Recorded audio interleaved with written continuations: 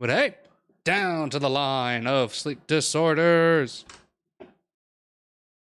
Hope you're all learning something here new today. Diagnosing narcolepsy. Ooh, yes, osmosis.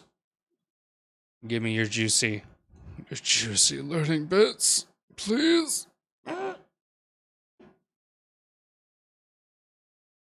How's everybody doing tonight? Hope everyone's doing well.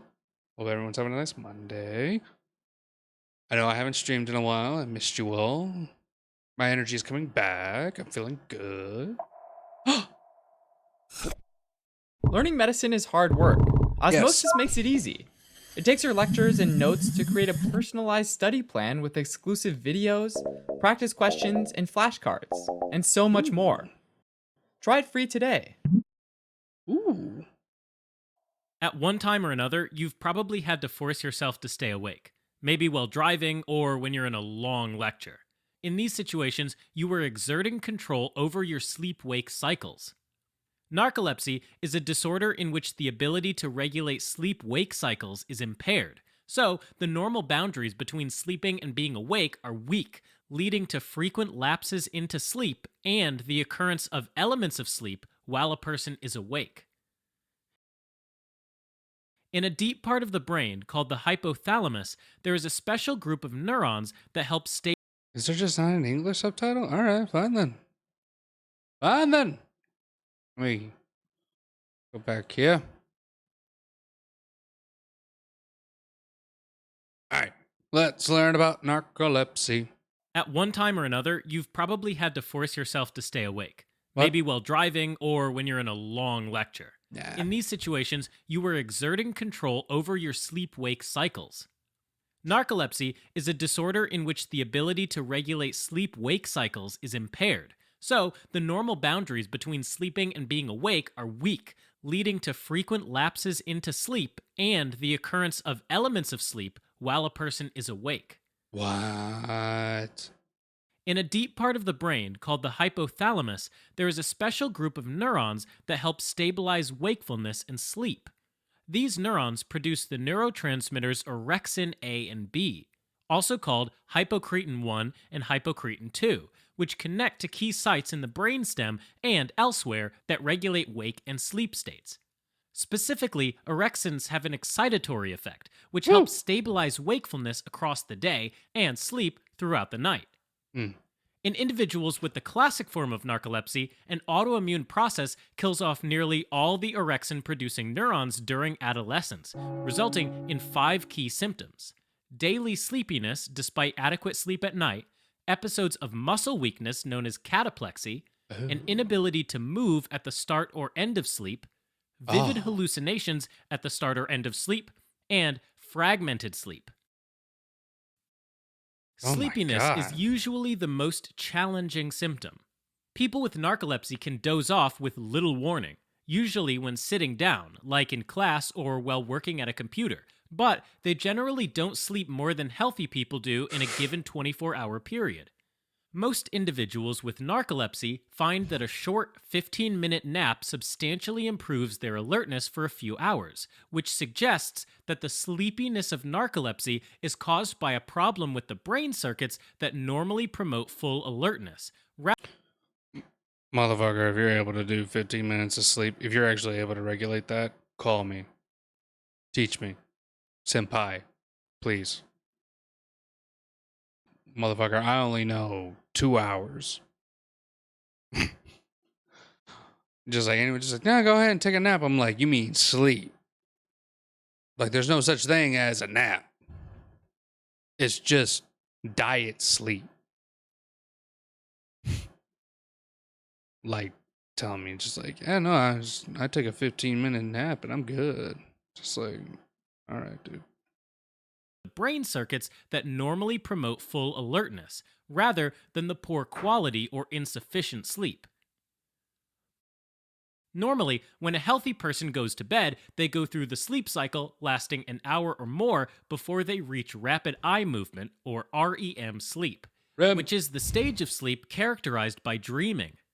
People with narcolepsy fall asleep very quickly, in as little as 5 minutes, and they often enter REM sleep in just a few minutes. This can result in very vivid dreams, even with brief naps. Alright, the second major symptom is cataplexy. Cataplexy refers to episodes of muscle weakness which are triggered by strong emotions. Positive emotions, such as laughing at a joke or winning a game, are the most common triggers, but cataplexy sometimes occurs with intense anger. Oh. Much of the time, the weakness affects only. That might be laughing at a joke, huh? I've been laughing at myself for quite some time, so I might be weak as fuck. Booyah. Sorry. Only the face and neck, but severe episodes can cause total body weakness or paralysis, causing the person to slump to the ground, unable to move for a minute or two, even though they are awake. Understandably, this symptom can have a severe impact on the lives of people with narcolepsy, both from a physical perspective, since they could get hurt when they collapse, as well as a psychological perspective. People with narcolepsy may feel anxious about having cataplexy in public, leading some to avoid situations that might elicit an episode, such as a party or wedding. The third symptom is hallucinations around the edges of sleep. These are vivid, often frightening, visual, tactile, or auditory hallucinations that occur when falling asleep, in which case they're called hypnagogic hallucinations, or upon Hypnagogic. awakening, which are called hypnopompic hallucinations. Hypnopompic. Common hallucinations are imagining a threatening stranger or animals in the bedroom. They probably result from a mixture of wakefulness and the dreaming of REM sleep. And the hallucinations can be so realistic, they can be hard to distinguish from reality.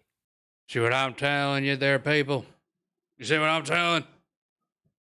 These wakefulness, this wokefulness. You go woke. They'll kill you. Start imagining dragons, imagining tigers in your rooms. Go woke, go bro. Okay.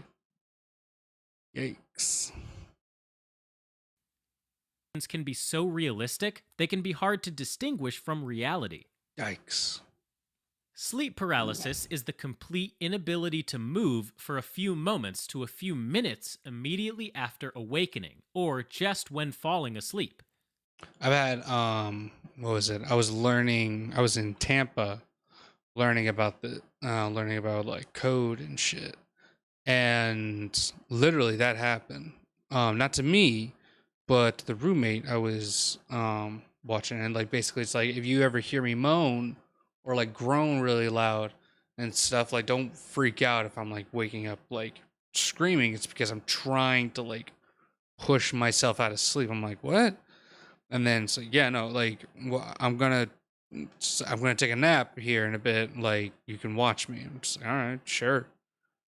And literally, like, basically, I'm chilling. I'm like watching some like bullshit on my phone or whatever, and like, literally, I just hear, and then just them like scream, and then like sit up slowly. I'm just like, oh shit, yeah, it's interesting. It's interesting that like that it happens. Like, it really does happen. Stressful as shit. Now, during REM sleep, the brain is very active, but the voluntary muscles of the body are paralyzed, probably to prevent people from acting out their dreams. This paralysis generally subsides before we wake up, but occasionally we regain consciousness before the paralysis has worn off. Episodes of sleep paralysis can even be more frightening because the immobility might be accompanied by hypnopompic hallucinations or a sense of suffocation. Oh my god. Both sleep paralysis and hypnagogic hallucinations can occur in healthy people if they've not been getting enough sleep. Though people with narcolepsy are sleepy through much of the day, many also have fragmented sleep at night.